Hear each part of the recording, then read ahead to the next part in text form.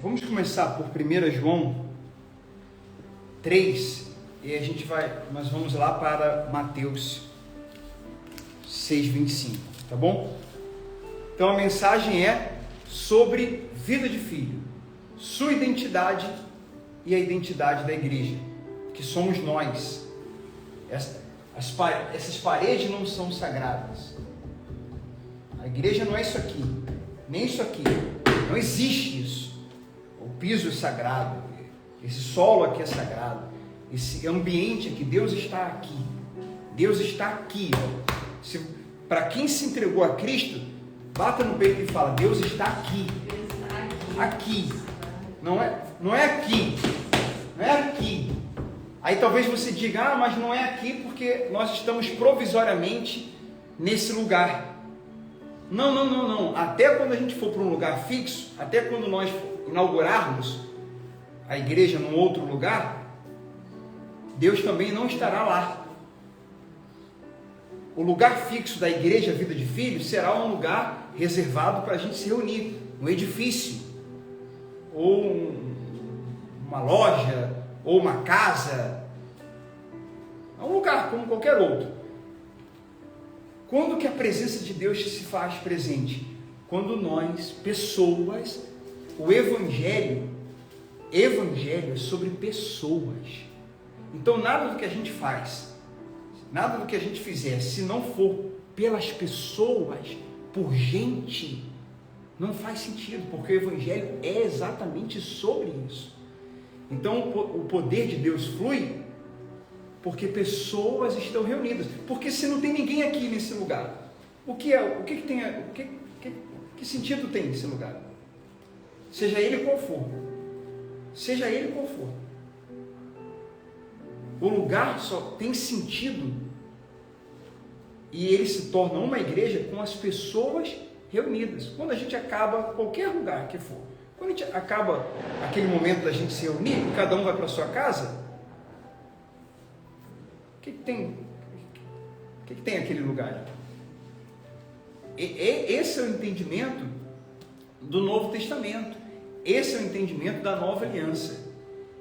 E o problema é que muitas pessoas, por não entenderem a Nova Aliança, por não entenderem a graça, por não entenderem as coisas que descontinuaram a partir de Cristo, elas ficam vivendo do Velho Testamento, que tem o seu valor, que tem sua importância, que apontava para Cristo, mas que existem coisas nele que em Cristo foram descontinuadas, que em Cristo não continuam. Uma delas é essa percepção de templo. O templo não tem mais. O véu se rasgou.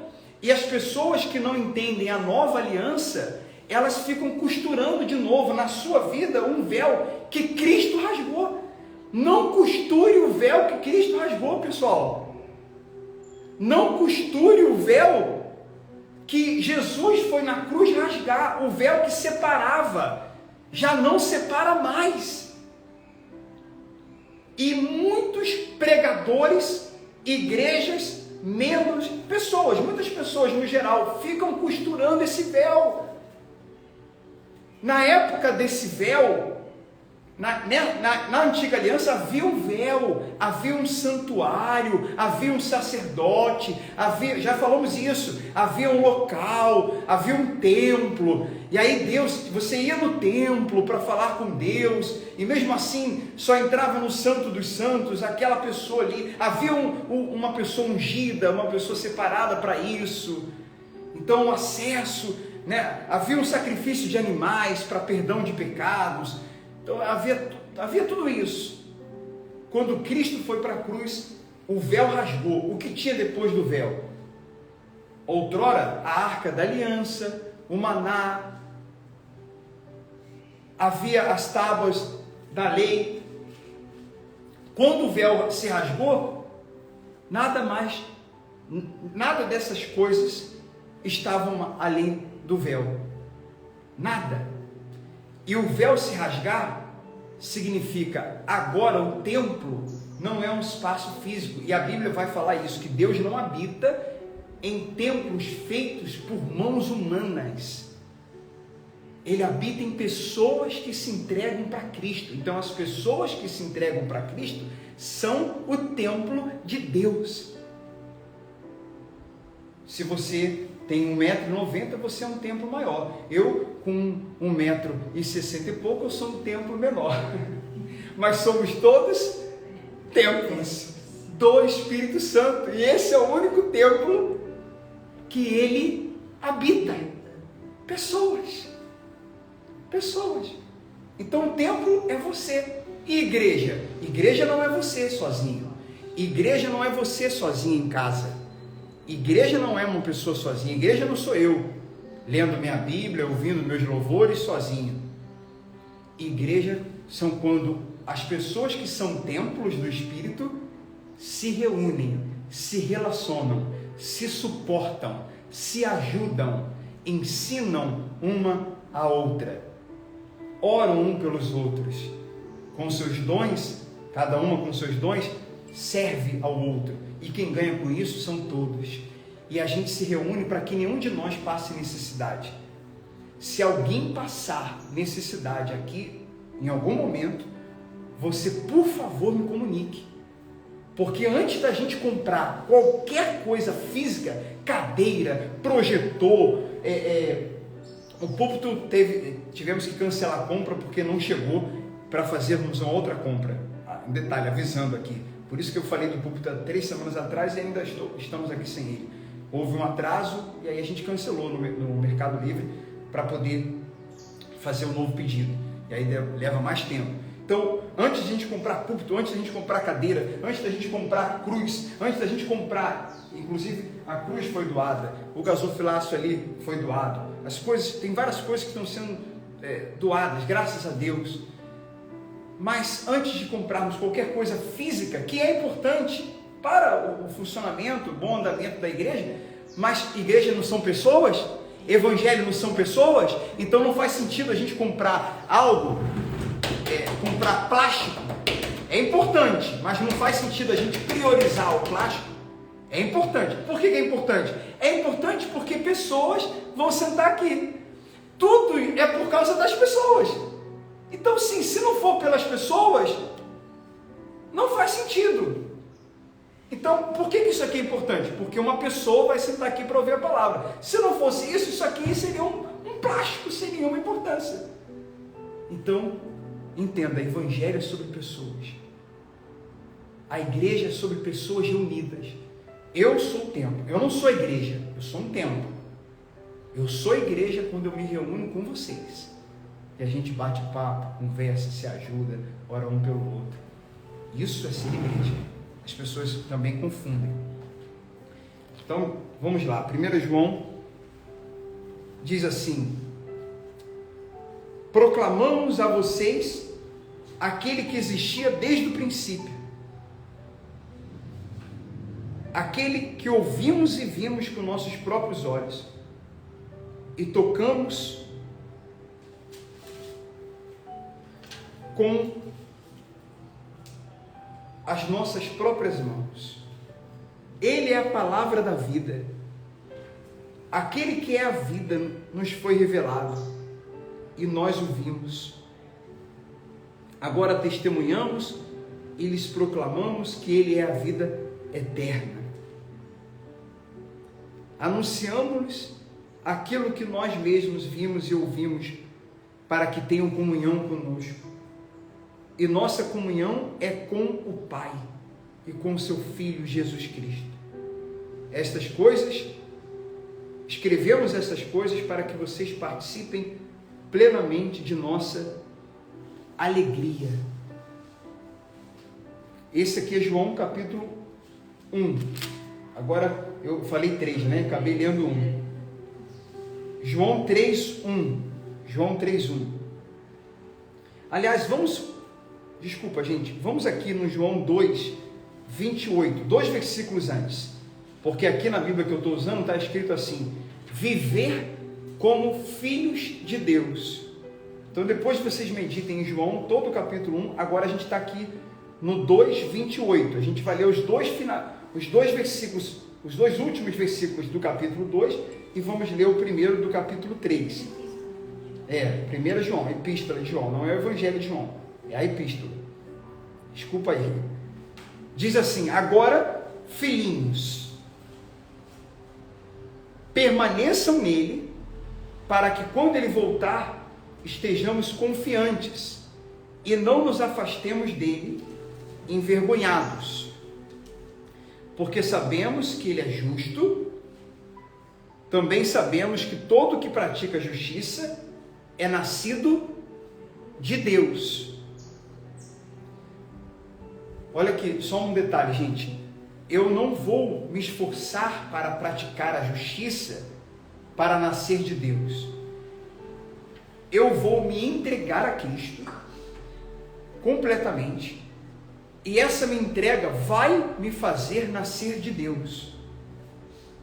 E esse novo nascimento me levará, me conduzirá a uma obediência, a um esforço.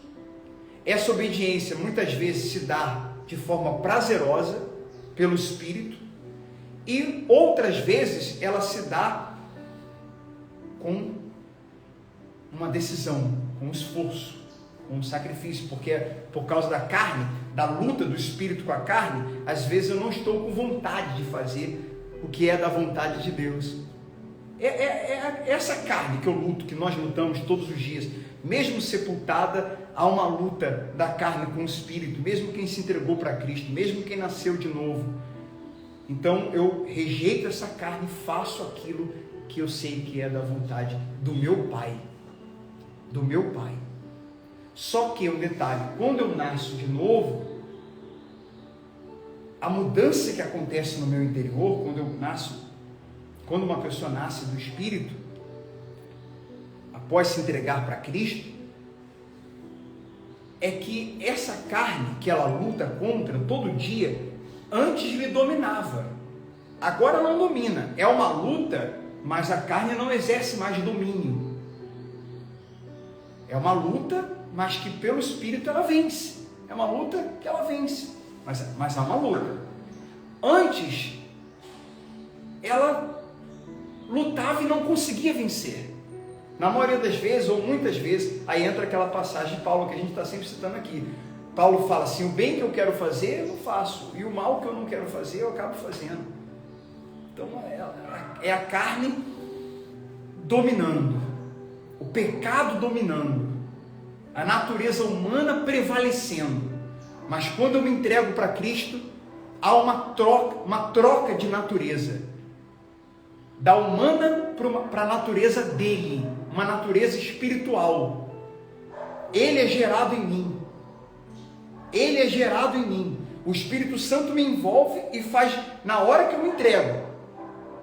Qualquer pessoa que decide se entregar para Cristo, se você está acompanhando esse culto pela primeira vez, está chegando novo aqui, está acompanhando o culto, não entende muito sobre a palavra de Deus, ou estava se sentindo longe, afastado, não importa quem você é, ao entender o amor de Cristo, ao entender que Ele te amou como ninguém, ao entender sua graça, ao ser tocado por Ele, você decide se entregar a Ele, porque Ele se entregou a você primeiro. Você decide amá-lo, porque Ele te amou primeiro. Você decide obedecê-lo, porque Ele obedeceu e foi para a cruz até a morte por você primeiro. Você decide se esvaziar, porque Ele se esvaziou primeiro para ir para a cruz. Você decide se render para Cristo, porque por você Ele se rendeu. Ele se fez homem para a gente ser espiritual, para a gente nascer do Espírito. Ele se fez carne. Ele é Espírito, mas Ele se fez carne para a gente no Espírito ser filho dele. E quando uma pessoa se entrega para Ele, o Espírito Santo nos envolve, como envolveu Maria. Como envolveu Maria e fez Cristo nascer nela. A mesma coisa acontece espiritualmente com todos que se entregam para Jesus.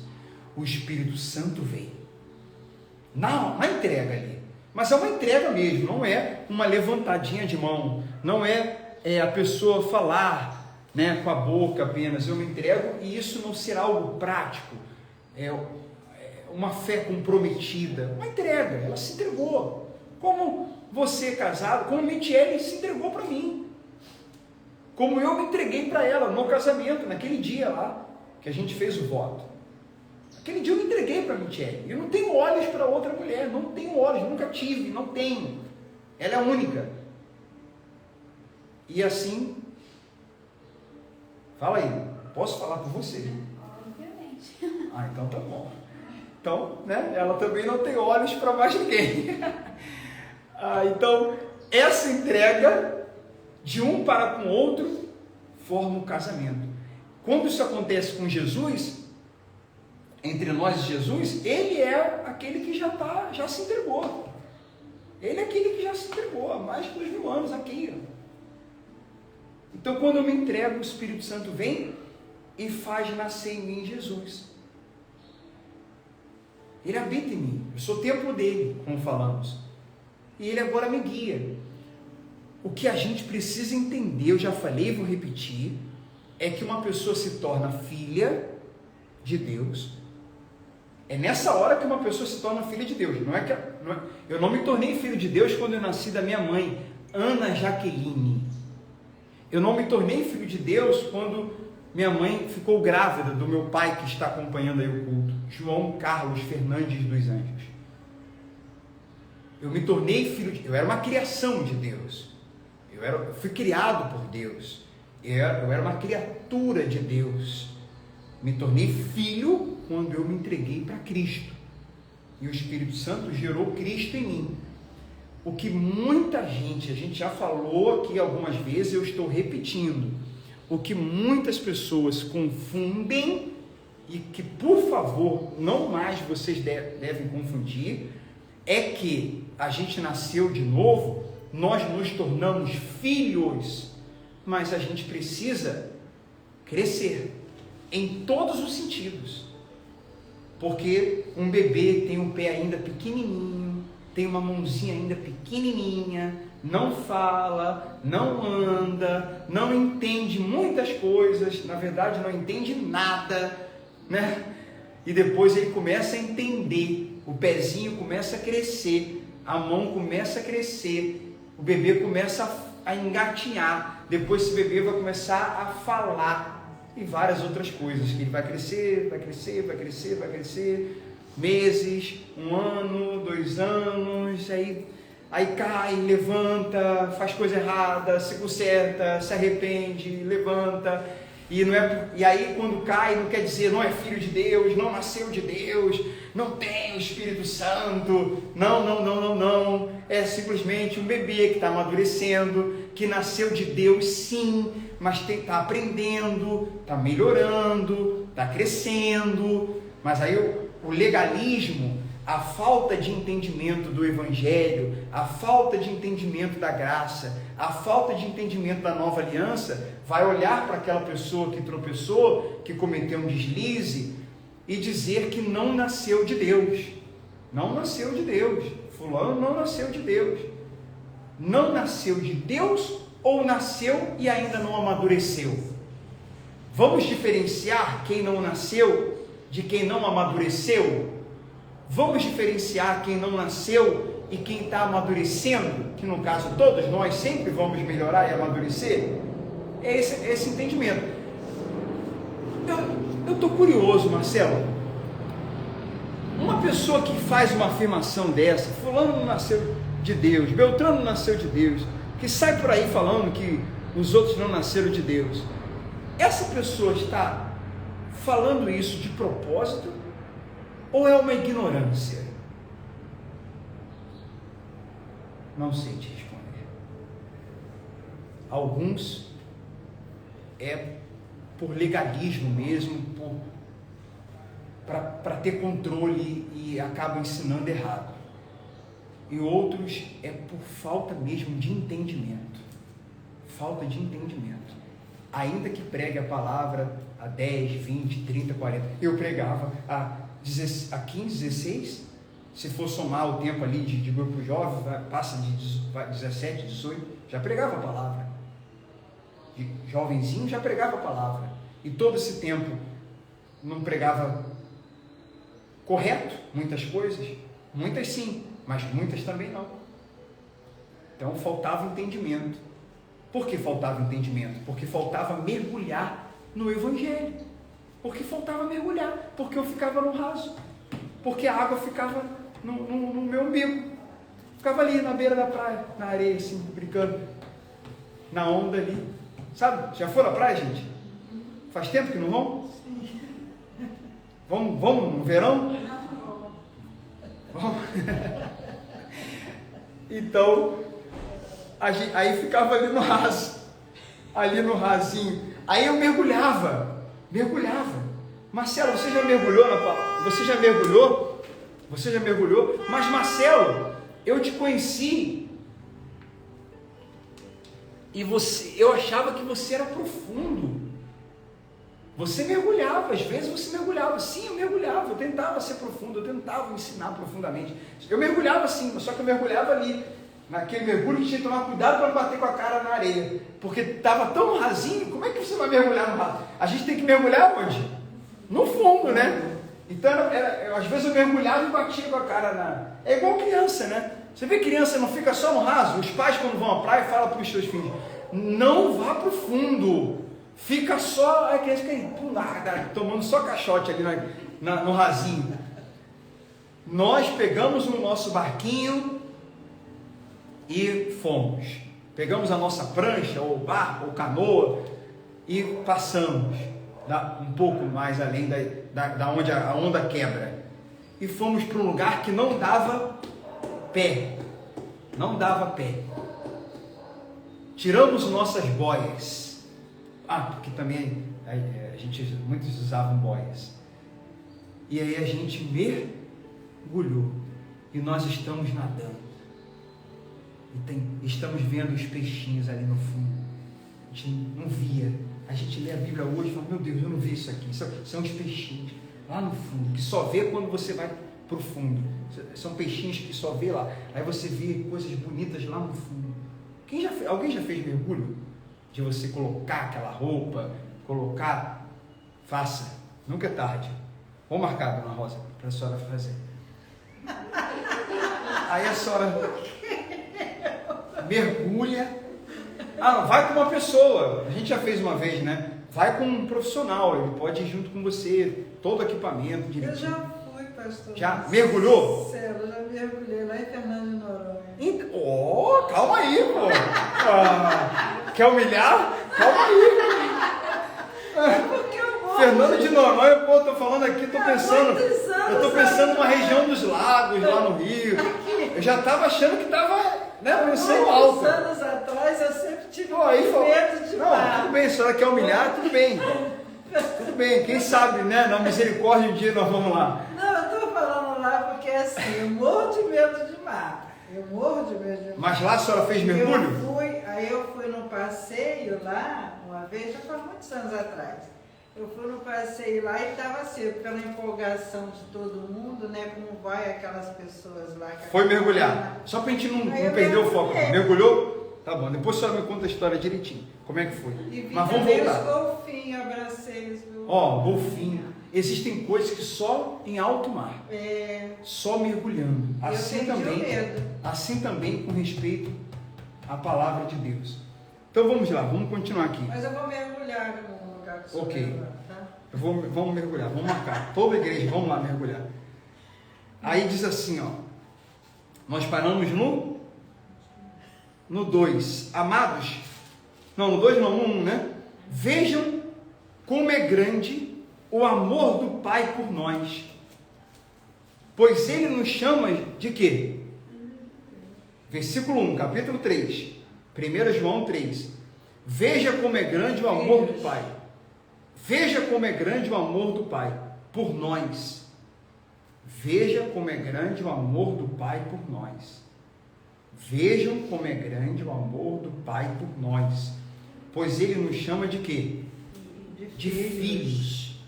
Deus nos chama de filhos. Há uma outra passagem que fala, eu já não vos chamo de servos. Eu chamo de quê? Amigos. Uma outra passagem está escrito: Deus não chama, Jesus não nos chama de servos, mas de amigos. Nessa aqui que nós estamos lendo, estamos sendo chamados com todo amor de filhos. E que de fato somos. Mas quem pertence a este mundo não reconhece que somos filhos de Deus, porque não o conhece. Amados, já somos filhos de Deus, mas Ele ainda não nos mostrou o que seremos quando Cristo vier.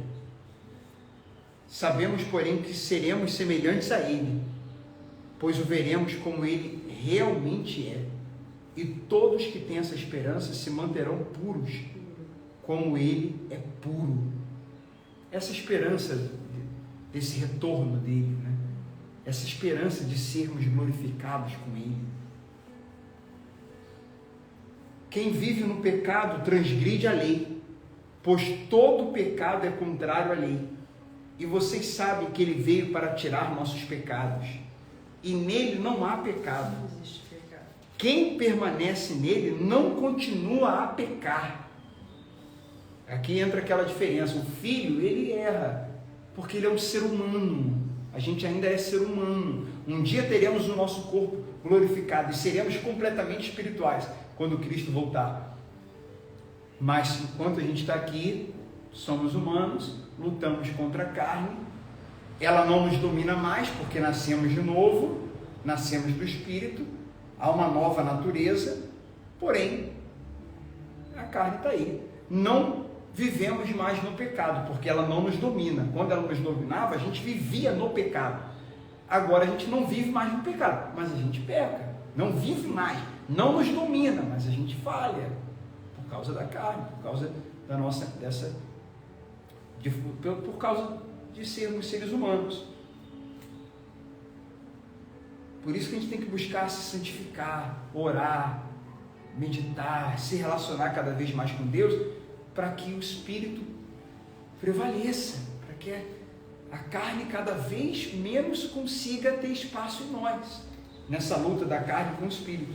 Versículo 6. Quem permanece nele não continua a pecar, mas quem continua a pecar não o conhece e não entende quem ele é. Filhinhos, não deixe que ninguém os engane a esse respeito. Quando uma pessoa faz o que é justo, mostra que é justa, como ele é justo. Mas quando continua a pecar, mostra que pertence ao diabo, pois o diabo peca desde o início. Por isso o Filho de Deus veio, para destruir as obras do diabo. Aquele que é Gente, qual é a obra do diabo? É esse domínio do pecado. É esse domínio do pecado. É o acesso que ele tem à vida, não de quem peca, quem é filho e erra, que vive num neurótico, por causa de ensinamentos errados. Pessoas vivem neuróticas, achando que o tempo todo, qualquer falha que ela comete, é uma brecha que ela está dando para o diabo. O diabo que vai entrar na vida dela. O diabo não entra na vida de um filho. O diabo não age na vida de um filho. O diabo não toca na vida do filho. Está escrito que o diabo, o maligno, não toca naqueles que nasceram de Deus. Não toca. Não toca. Tocava quando não éramos filhos. Tocava quando a gente era da carne e alimentava a carne, vivia pela carne. E o pecado, a carne nos dominava. Aí a gente às vezes pegava só esse versículo aqui para fazer uma campanha, um propósito. O Filho de Deus destruiu as obras do diabo. E a gente chamava de obra do diabo essas coisas, a inveja, isso aqui, fizeram algo contra você, colocaram o seu nome ali, vamos destruir essas obras do diabo. Bem, pode ser que essas coisas atinjam alguém que ainda não é filho, mas não cabe ao filho, não faz nenhum sentido para o filho se preocupar se alguém está invejando, se alguém botou o seu nome ali ou lá e está rogando alguma praga. Isso não cabe ao filho, isso não cabe para o filho. Porque filho tem a proteção do seu pai, filho tem a presença do pai, o pai habita no filho, somos templos dele, somos casa dele, somos amigos dele, somos filhos dele. Quem é o diabo? Quem que é o diabo? Quem é ele na fila do pão? Quem é ele? Quem é ele? Quem ele pensa que ele é? E por que a gente vai ficar dando essa bola toda para ele? Nunca mais.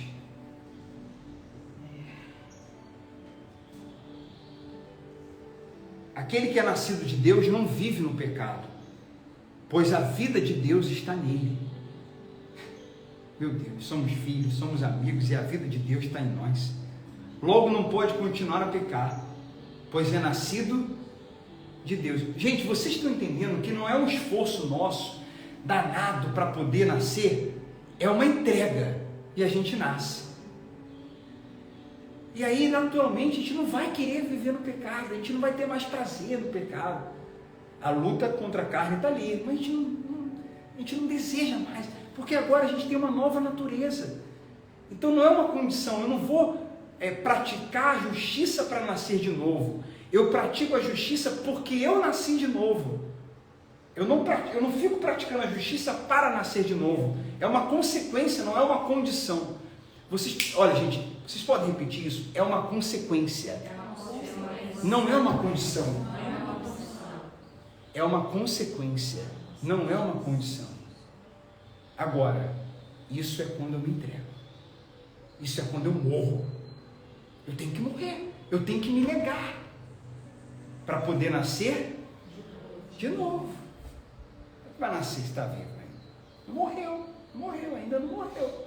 Ainda está vivo para o mundo, ainda está vivo para os próprios prazeres, ainda está vivo para a carne, ainda está vivo.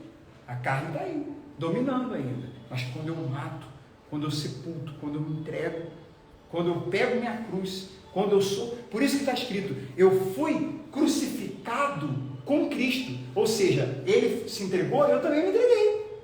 Ele se entregou, eu também me entreguei. Ele se entregou para mim, eu também me entreguei para ele. Por isso que está escrito, eu fui crucificado com Cristo. Não é que a gente estava lá no dia, juntos, e fomos crucificados com ele. É porque nós nos entregamos como ele se entregou.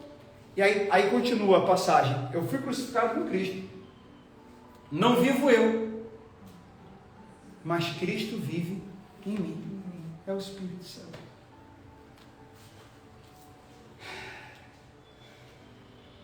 Aí, para terminar, assim podemos identificar quem é filho de Deus e quem é filho do diabo.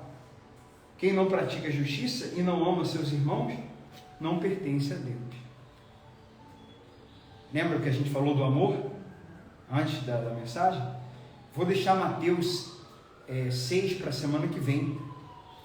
E aí a gente fecha, eu vou falar um pouquinho dele, mas a gente vai ler semana que vem. A gente fecha 2 domingos sobre vida de filho. E continua depois a série de Antiga e Nova Aliança. Tá bom? A gente deixa para o próximo domingo o Vida de Filho. Eu encerro, fiquem de pé, por favor, gente. Preste muita atenção, por gentileza aqui. Por gentileza aqui. Se alguém quiser ir ao banheiro, ou você que está acompanhando o culto, se você for fazer uma outra coisa, tudo bem. Mas se você puder, preste atenção agora nessa parte final aqui, para a gente orar. Aí na hora da oração, se alguém não vai fazer uma outra coisa rapidinho, não tem problema não. Mas por favor, preste atenção aqui. A gente vai ler semana que vem, domingo que vem. Está marcado já aqui, tá certo. Sobre Mateus 6. O que fala lá? Fala sobre as preocupações da vida. Fala sobre uma vida ansiosa. As coisas para serem resolvidas. Gente, isso é normal, completamente normal para quem não é filho. Porque para quem é filho e sabe o pai que tem, porque, entenda, por favor, eu preciso que vocês entendam uma coisa, não é só ser filho, é ter uma mentalidade de filho, porque tem gente que é filho, mas não tem a mentalidade de filho, porque não aprende correto. Não é sobre apenas ser filho, isso é o principal, Mas vocês entendem que o povo de Israel estava no deserto, mas eles não estavam mais ali sob o jugo de Faraó, mas no deserto eles ainda tinham a mentalidade de escravos, mas não eram mais, estavam livres ali, estavam livres, já não estavam ali mais ali, mas eles precisavam entender, além de não ser mais escravos, além de não estar mais naquela condição, eles precisavam ter também a cabeça de filho. No caso, a cabeça de alguém livre. No nosso caso, hoje, na Nova Aliança, mas a gente precisa ter essa cabeça, esse entendimento, essa perspectiva, essa visão. Então, essas são as duas coisas que eu começo hoje e a gente finaliza amanhã. Na verdade, todo domingo, para sempre. Amanhã não, no próximo domingo. Na verdade, sempre, mas nesses dois especialmente. Somos filhos e precisamos ter essa mentalidade. Ao termos, nós vamos saber quem Ele é, vamos saber quem nós somos, individualmente, vamos saber quem somos coletivamente, porque logo após essa passagem aqui, vocês viram como é que essa parte terminou? Se vocês continuarem o capítulo, esse que a gente leu, vai falar de amar o próximo, o tempo todo. Porque é isso, o vida de filho, e a gente vai falar mais no próximo domingo, é sobre nós nos comportarmos, vivermos uma vida de um filho. E o filho de Deus, ele é amado por Deus e ele ama os outros, seja quem for, quem merece ou quem não merece, ele ama, porque ele é o que ele tem, é o que ele é, então ele ama, ele dá o que ele tem. Ele ama como foi amado. Ele ama sem merecer, como foi amado sem merecer. Então, a vida de filho é uma vida de amor, é uma vida de confiança e não de desespero. Não tem sentido. Imagine, meu filho, eu tenho um filho, ele está desesperado, eu falo, filho, calma, eu estou aqui. E você está preocupado com uma coisa que teu pai tem, porque o que o pai, Deus, não tem? Me diga, se somos filhos, somos herdeiros, nós já temos, pessoal, nós já temos, a gente só precisa amadurecer, para poder receber. Tem coisas que a gente só vai receber do pai ao amadurecermos, tem coisas que um filho recebeu do pai com 18, tem coisas que o filho recebeu do pai com 25, tem coisas que o filho recebeu do pai com 3, mas já estava tudo pronto. Se tratando de Deus, então, quando o filho de vocês nasceram, muitas coisas já estavam prontas, sim ou não? Sim. Não estavam prontas? O berço estava pronto, o carrinho dele estava pronto, mas a roupa, a camisa dele tamanho M, não? Você não preparou, porque não era a hora. Mas ao chegar a hora, ele recebeu uma camisa tamanho M.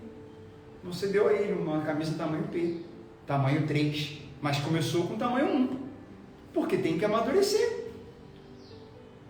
E se tratando de Deus, Ele tem tudo, e está tudo preparado. Está tudo preparado, você pode ficar em paz, pode ficar tranquila, pode ficar tranquilo.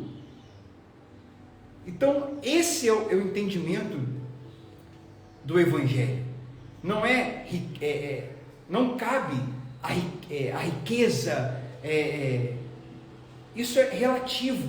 Alguns filhos terão muito, outros filhos não terão muito, porque isso requer estudo, capacitação, trabalho, tem uma série de fatores que vão determinar se uma pessoa vai ter muito ou não, materialmente falando.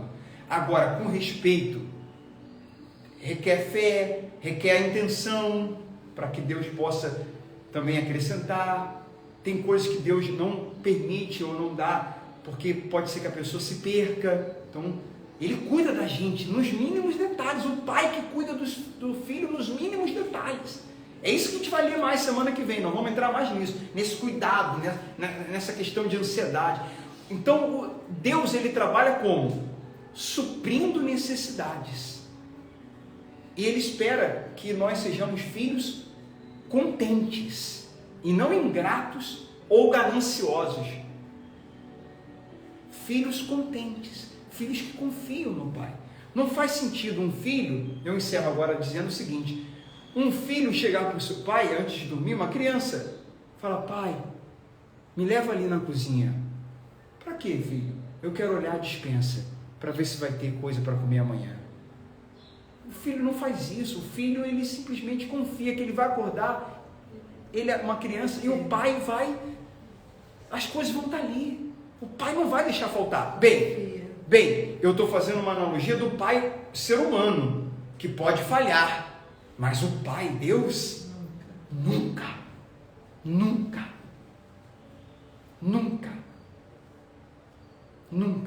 vai falhar. E eu nunca mais quero fazer pregações que levem as pessoas a serem gananciosas.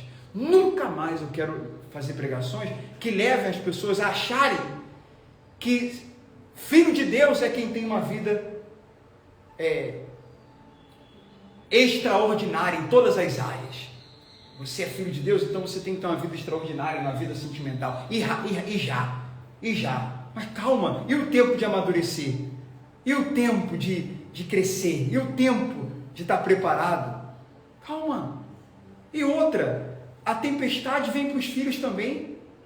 Vem dia bom, vem dia mal para o filho. Vem dia mal para os filhos. No mundo tereis aflições. Os filhos também passam por aflições. A diferença é que quem é filho, o pai cuida de tudo, em todo o tempo, nos mínimos detalhes, porque pai é pai, filho é filho, e vida de filho não é sobre exterior, vida de filho é sobre ser amor, é sobre ter Deus, é sobre ter a presença dele, e esse Deus não deixar faltar nada, e lhe dar as coisas no tempo dele, no tempo certo.